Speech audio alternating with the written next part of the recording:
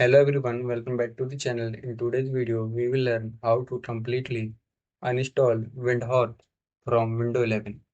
This guide removes Windhawk completely from your PC. Make sure to close Windhawk before starting.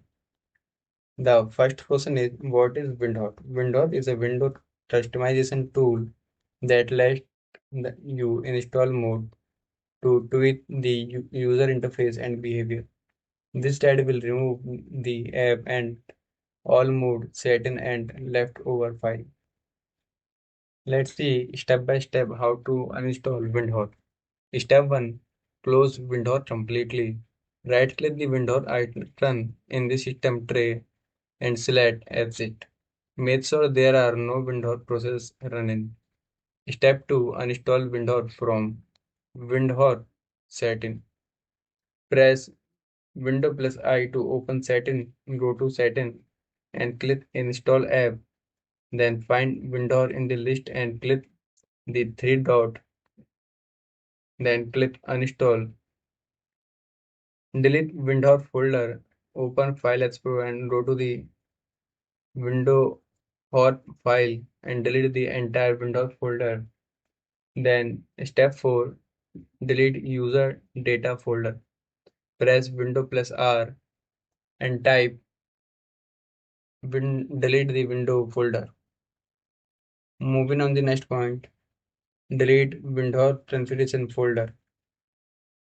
Press Window plus R, type, then enter. If you see the Windhawk folder, delete it.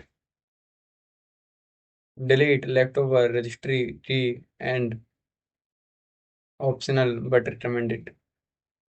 Press Window plus R, type and press enter. Go to following path and delete any Windows keys if they exist. Then restart Windows 11 to apply all changes and clear any remaining files and memory. Make sure window is completely removed, not in install app, no window or folder, no processing running and no registry key. Before uninstalling Windhawk, remove all modes, open Windows dashboard, go to my mode, click remove on each install mode and restart Windhawk. Here are the extra tips for today's video. Press Window plus R, type temp and press enter. Delete all files in the temp folder and repeat this command. Delete all files. You can also see and note the troubleshooting tips.